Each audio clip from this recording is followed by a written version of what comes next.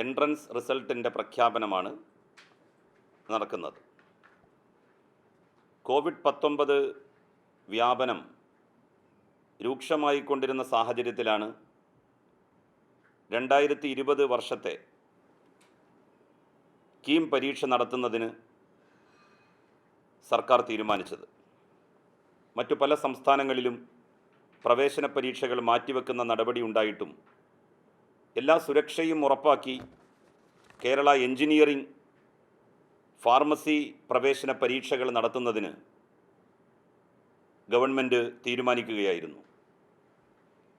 കേരളത്തിൽ 339 സെൻറ്ററുകളും ഡൽഹി, മുംബൈ, ദുബായ് എന്നിവിടങ്ങളിൽ ഓരോ സെൻറ്ററുകൾ വീതവും കോവിഡ് മാനദണ്ഡ പ്രകാരം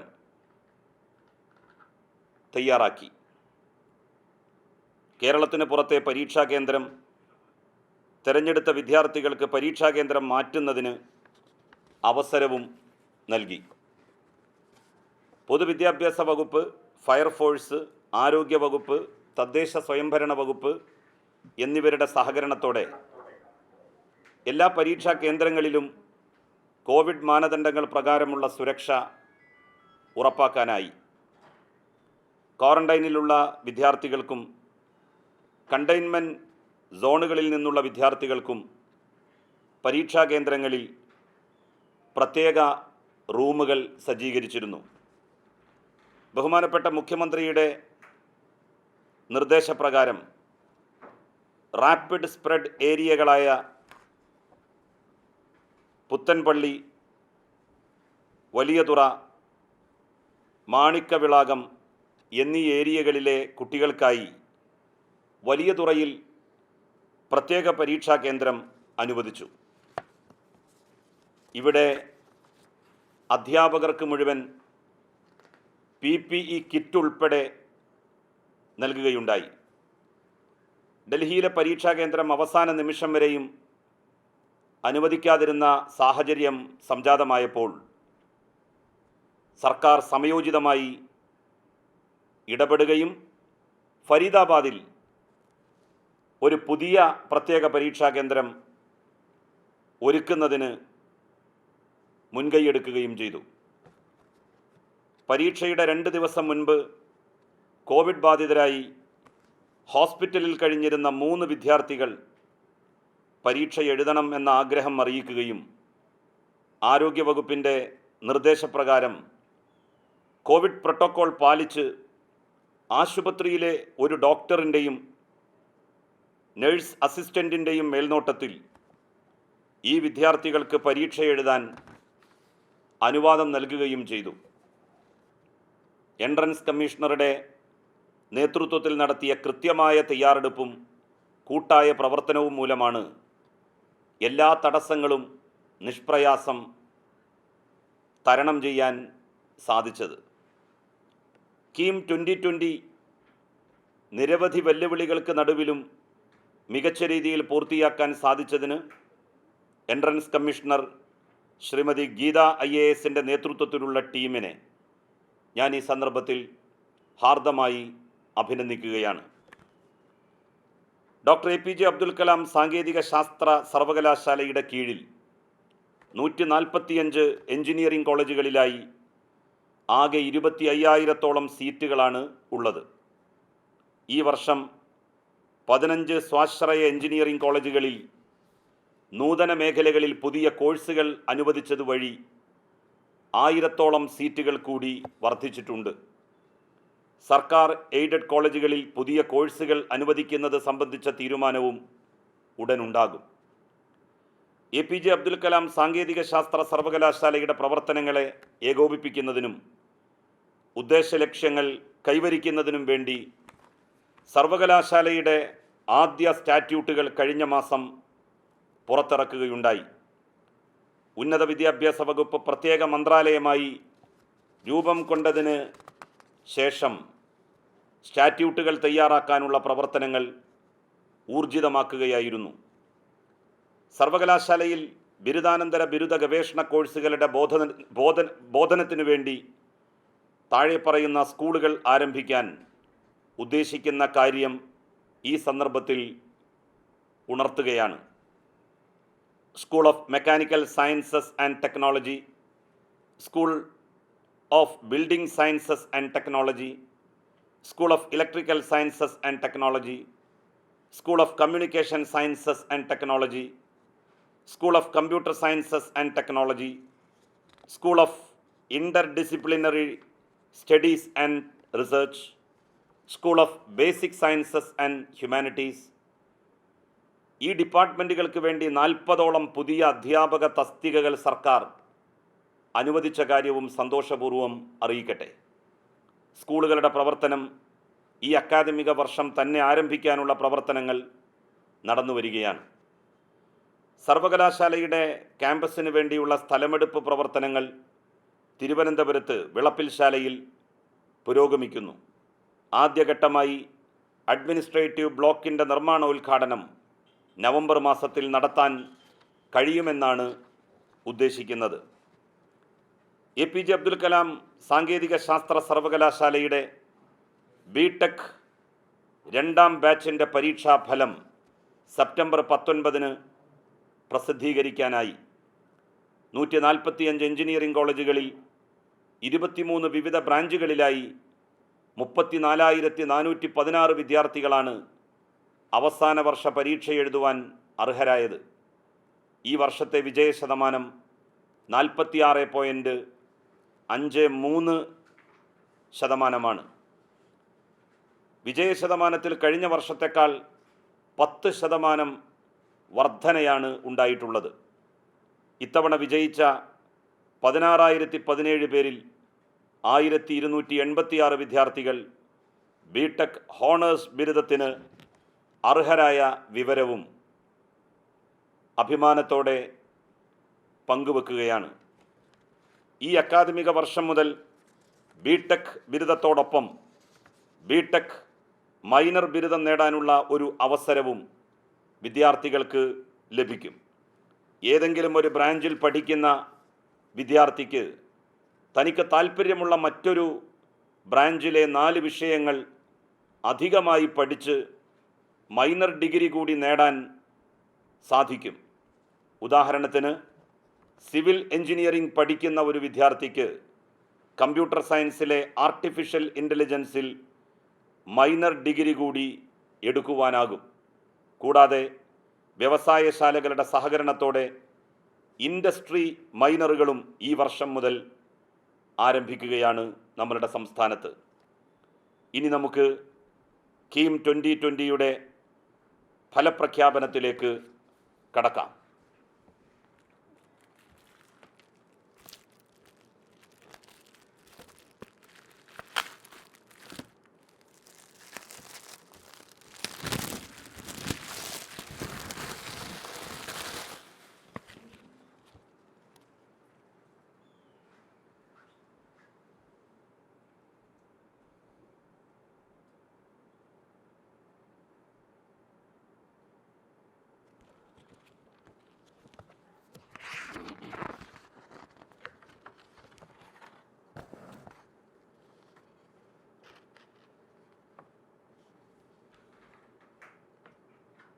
ഈ വർഷം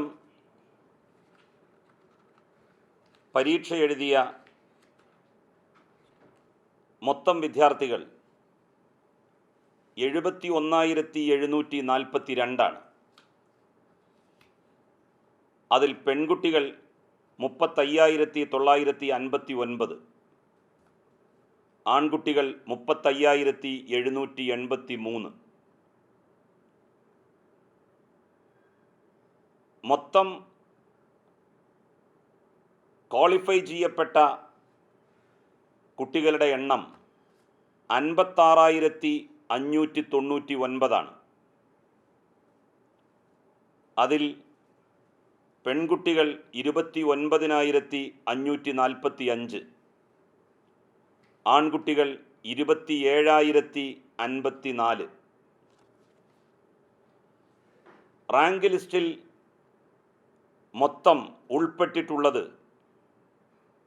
53,236 കുട്ടികളാണ്. അതിൽ പെൺകുട്ടികൾ 27,733, ആൺകുട്ടികൾ 25,503. നമ്മുടെ സാങ്കേതിക സ്ഥാപനങ്ങളിലും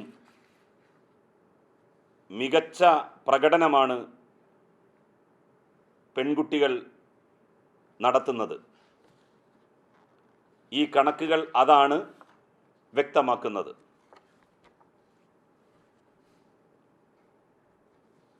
എൻട്രൻസ് പരീക്ഷ എഴുതി ആദ്യത്തെ 5000 റാങ്കിൽ വന്നിട്ടുള്ള കുട്ടികൾ അവർ ഏതൊക്കെ സ്കീമുകളിൽ നിന്ന് പരീക്ഷ എഴുതി വന്നവരാണ് എന്നുള്ളത് പരിശോധിക്കാവുന്നതാണ്. കേരള സിലബസിൽ ഹയർ സെക്കൻഡറി പരീക്ഷ എഴുതി വന്ന മൊത്തം റാങ്ക് ലിസ്റ്റിൽ ഉൾപ്പെട്ട കുട്ടികളുടെ എണ്ണം 37,124 37,124 കുട്ടികളാണ് 53,236 കുട്ടികളിൽ കേരള സിലബസിൽ നിന്ന് പരീക്ഷ എഴുതി വന്നിട്ടുള്ളത്.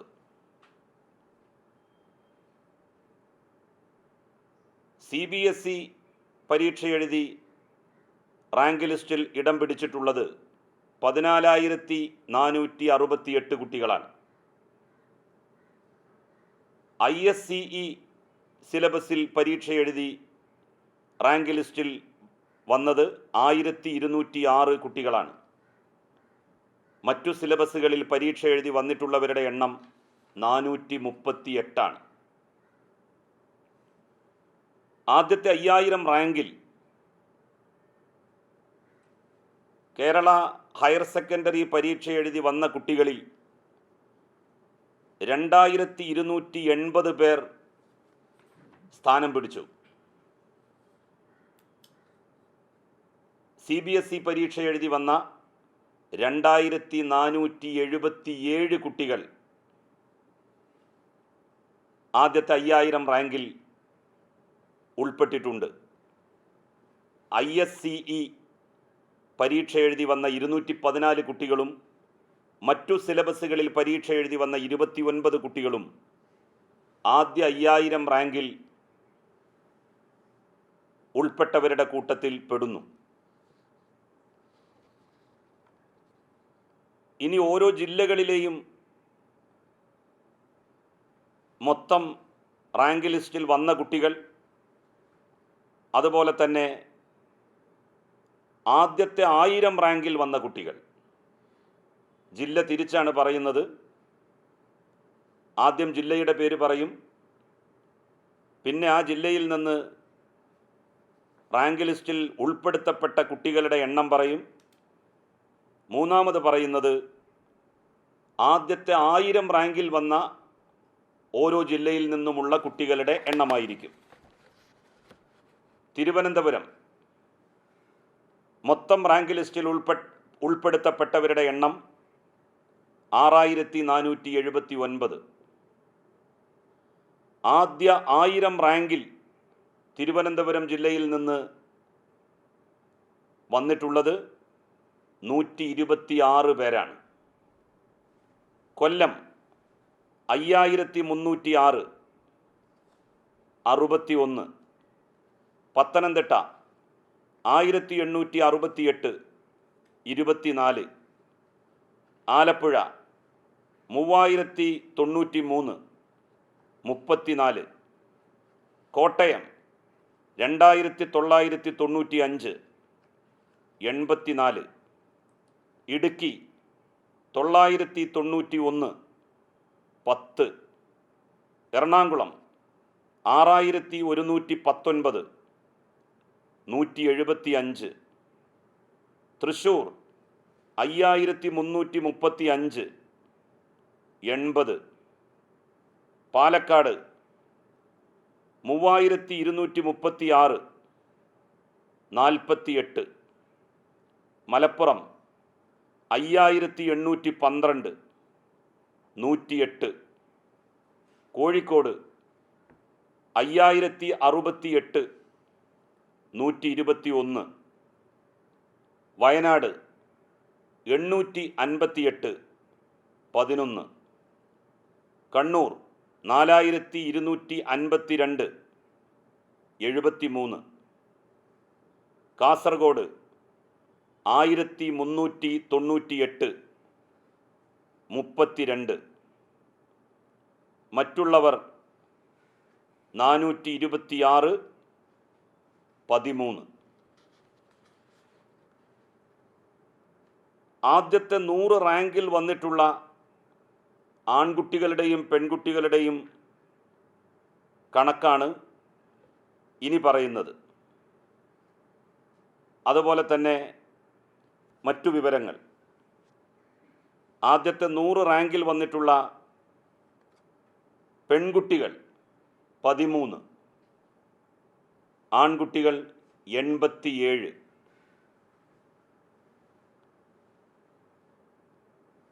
എൻട്രൻസ് പരീക്ഷ ഫസ്റ്റ് ചാൻസിൽ പാസ്സായ കുട്ടികൾ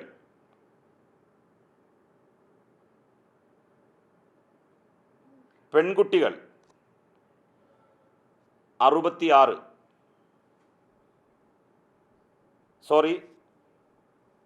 ഫസ്റ്റ് ചാൻസിൽ പാസ്സായ കുട്ടികൾ, ആൺകുട്ടികളും പെൺകുട്ടികളും ഒരുമിച്ചാണ് അത് കാൽക്കുലേറ്റ് ചെയ്തിട്ടുള്ളത്. 66 പേര്. സെക്കൻഡ് അപ്പിയറൻസിൽ റാങ്കിൽ വന്നിട്ടുള്ളത് 34 പേര്. കുട്ടികൾക്ക് ഒരു വർഷവും നഷ്ടപ്പെടാതെ എൻട്രൻസ് പരീക്ഷകളിൽ വിജയിക്കാൻ കഴിയുന്നു എന്നുള്ളത് ഒരു ശുഭസൂചനയാണ്.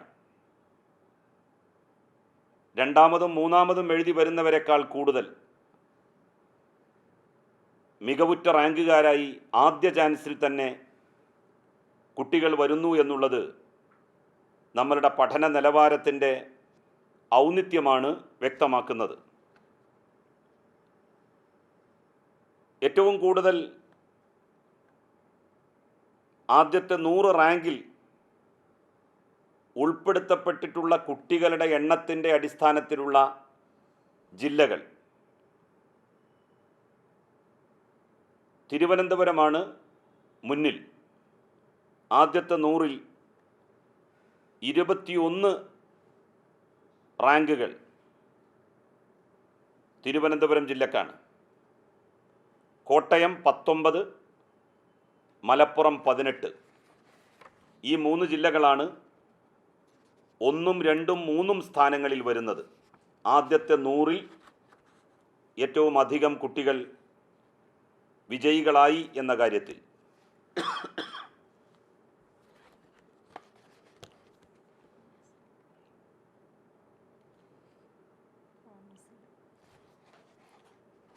അടുത്തത് ഫാർമസി റാങ്കാണ് പറയുന്നത്.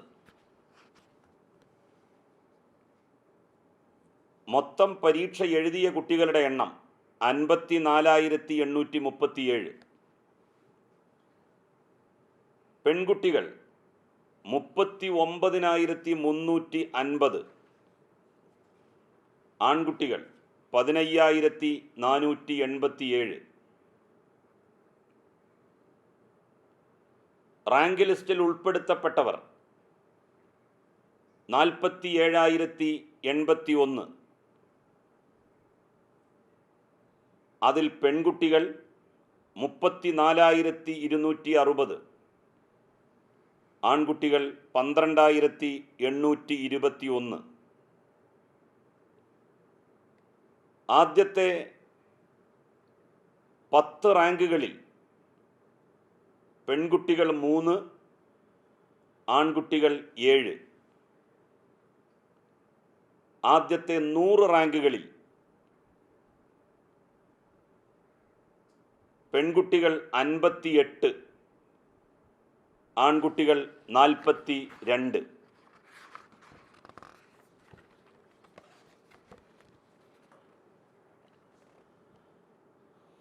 അടുത്തത് എഞ്ചിനീയറിംഗിൽ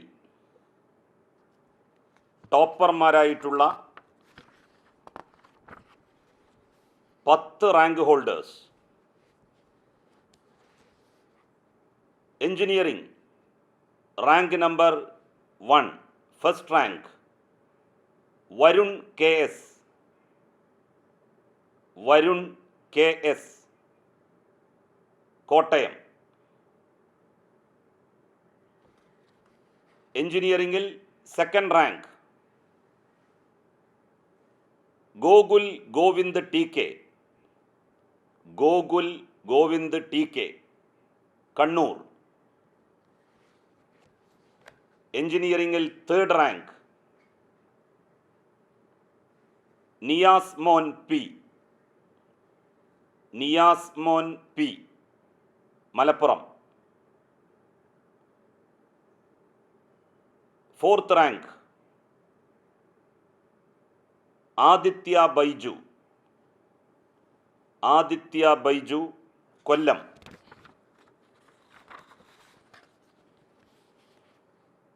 fifth rank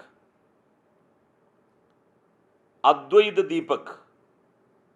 Advaith Deepak, Kozhikode. Sixth rank, ആറാം rank Ibrahim Suhail Haris. Ibrahim Suhail Haris, Kasaragod. Seventh rank Thasleem Basil N. Thasleem Basil N, Malappuram. Eighth rank Akshay K Muraleedharan. Akshay K Muraleedharan, Thrissur.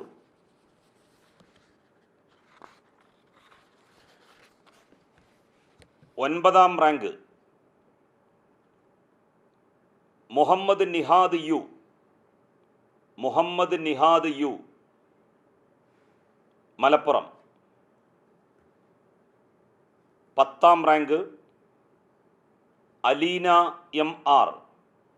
Aleena M R, Kozhikode.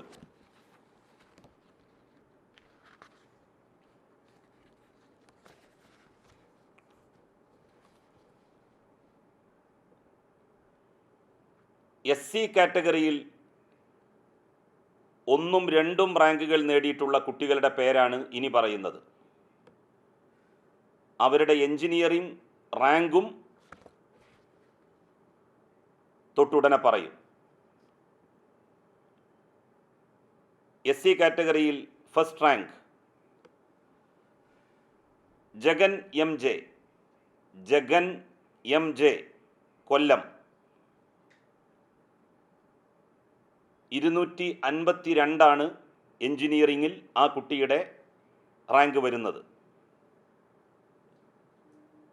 SC കാറ്റഗറിയിൽ second rank Neema P Manikandan. Neema P Manikandan, Kannur. എഞ്ചിനീയറിംഗിൽ 443 അവരുടെ rank.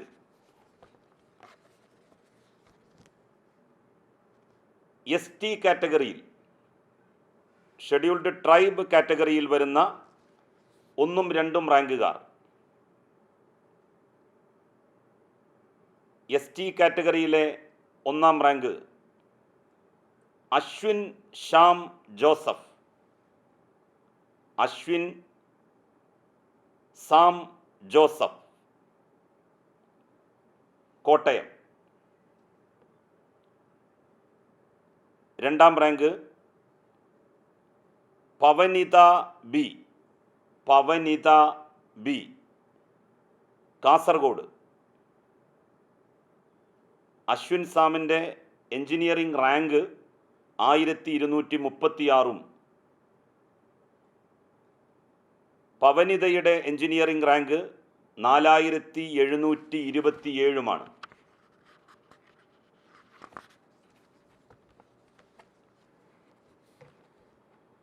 Pharmacy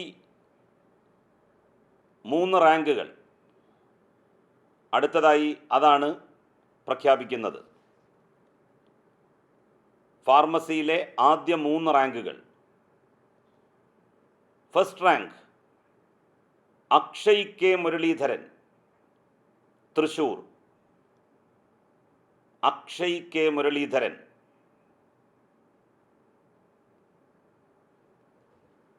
pharmacy second rank Joel James.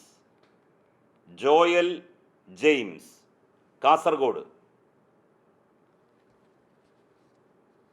Pharmacy third rank Aditya Baiju. Aditya Baiju, കൊല്ലം.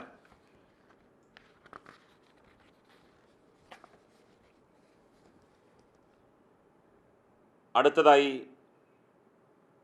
ഓരോ ജില്ലയിലെയും ടോപ്പ് റാങ്കുകാർ ആരൊക്കെയാണ് എന്നതാണ് പറയുന്നത്. തിരുവനന്തപുരം ജില്ലയിലെ ടോപ്പ് റാങ്കുകാരൻ എഞ്ചിനീയറിംഗ് റാങ്കിലെ 11ാം റാങ്കുകാരനായ Arjun R. Arjun R engineering റാങ്കിൽ 11ആണ്. തിരുവനന്തപുരം ജില്ലയിൽ ടോപ്പറാണ്. കൊല്ലം ആദിത്യ ബൈജു എഞ്ചിനീയറിംഗ് റാങ്കിൽ 4th റാങ്കുകാരനാണ് ആദിത്യ ബൈജു. പത്തനംതിട്ട രോഹിത് സുരേഷ്. രോഹിത് സുരേഷ് എഞ്ചിനീയറിംഗ് റാങ്കിൽ 24ാം റാങ്കുകാരനാണ്. ആലപ്പുഴ ജില്ലയിലെ topper Pranav S. Pranav S engineering rank 44ആണ്. കോട്ടയം വരുൺ കെ എസ് എഞ്ചിനീയറിംഗിൽ ഫസ്റ്റ് റാങ്കുകാരനാണ്. അദ്ദേഹം കോട്ടയം ജില്ലയിലെ ടോപ്പറുമാണ്. ഇടുക്കി എഞ്ചിനീയറിംഗ് റാങ്കിലെ 22കാരൻ മാത്യൂസ് ബെന്നി. മാത്യൂസ് ബെന്നി. എറണാകുളം ജില്ലയിലെ topper Aleena Paul. Aleena Paul engineering rank 19ആണ്. State rank. Thrissur Akshay K Muraleedharan തൃശ്ശൂരിലെ ടോപ്പറാണ്. സ്റ്റേറ്റിൽ റാങ്ക് ലിസ്റ്റിൽ 8ാം നമ്പറുകാരനാണ്. Palakkad Abhijith T R. Abhijith T R engineering റാങ്കിൽ 15ാം റാങ്കുകാരനാണ്.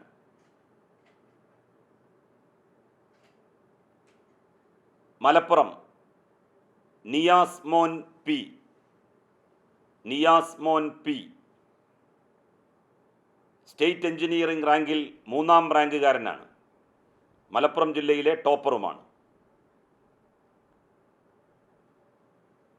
കോഴിക്കോട്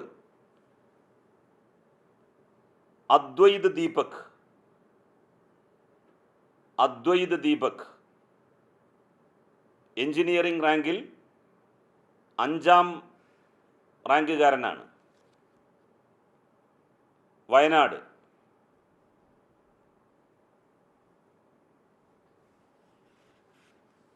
സമൃദ്ധ Lakshmi V. Samriddha Lakshmi V engineering റാങ്കിൽ 21ാം നമ്പറുകാരിയാണ്.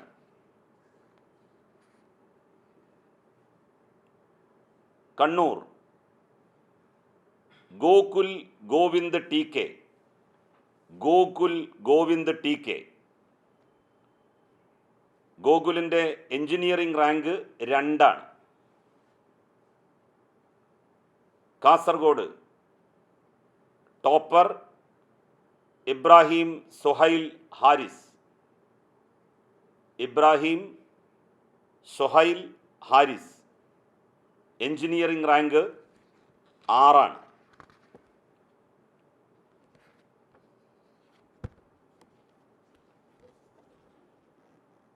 ഇത്രയുമാണ് ഈ വർഷത്തെ എഞ്ചിനീയറിംഗ്, ഫാർമസി റാങ്ക് ലിസ്റ്റിൽ ഉൾപ്പെട്ടവരുമായി ബന്ധപ്പെട്ട് അറിയിക്കാനുള്ള കാര്യം.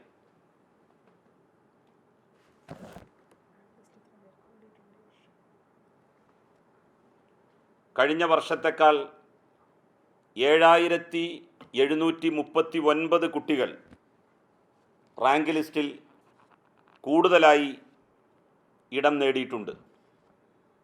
കോവിഡിൻ്റെ പ്രത്യേക പശ്ചാത്തലത്തിൽ നടന്ന പരീക്ഷയായിട്ട് പോലും